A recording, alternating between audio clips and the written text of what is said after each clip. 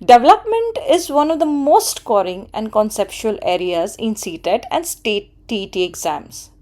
Questions from this chapter are asked every year, and understanding the basics makes many questions easy to solve. So, in this session, we will clearly understand what development means, what are the stages, what are the characteristics, and what are the types of development. So, if you are preparing for CTET or TET, watch this video till the end because every concept will be explained in a simple and exam oriented way. So, let's begin.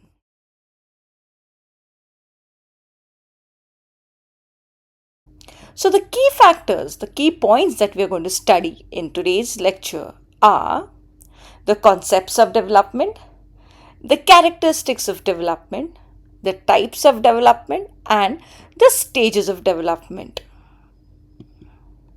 Now, what is meant by development? So, let's study the concept of development.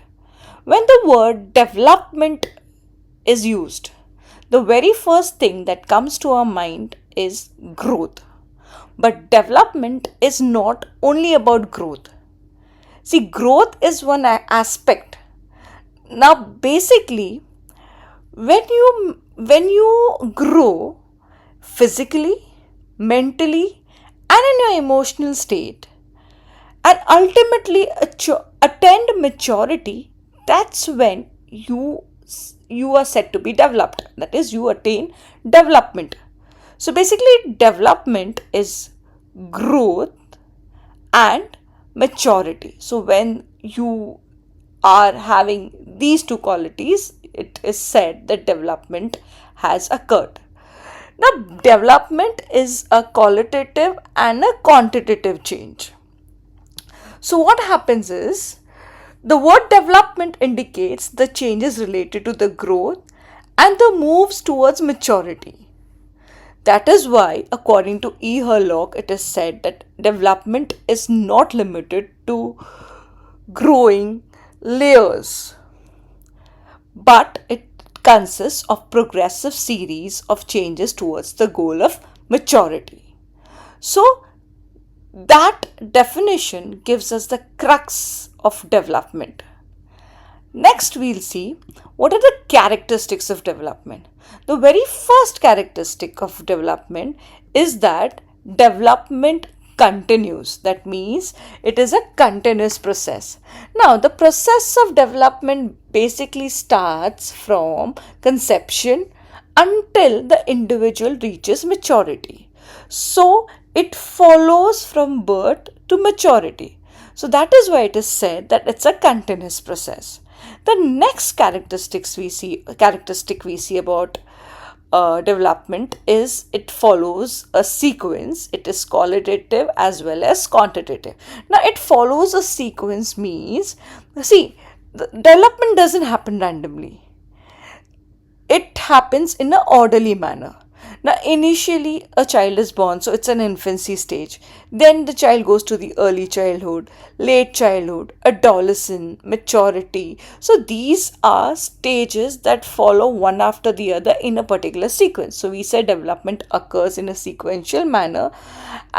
Along with it, we also know that it is not only quantitative, it is qualitative as well as quantitative. As the child grows physically, he also develops the qualitative aspects of his personality. Thus, these two aspects are inseparable.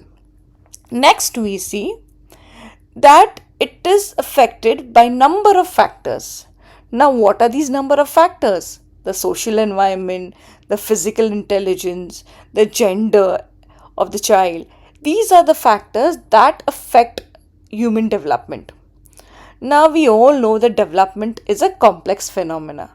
So, these things somehow impact the human development. Now, it is possible to predict the rate of development, but exact development cannot be predicted. For example, now when you have a slow learner and a superior child, you know that there is some development, some more development has happened in one child and some less development has happened in the other child, but exactly how much you cannot gauge that. So that is why it is said that exact development cannot be predicted.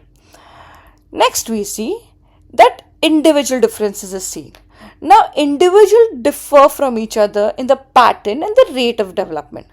The individual differences are caused maybe due to heredity, maybe because of environmental influences.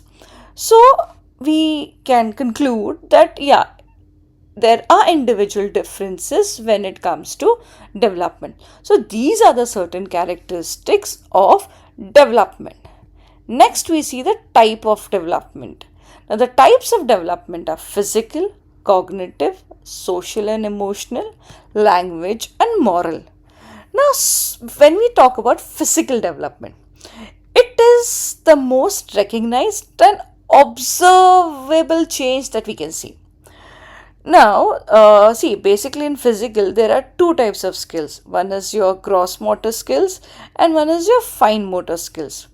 Now, when you talk about gross motor skills, then skills such as walking, jumping, catching, etc. are included into this. When you talk about fine motor skills, then we have painting, writing, drawing. These skills are included.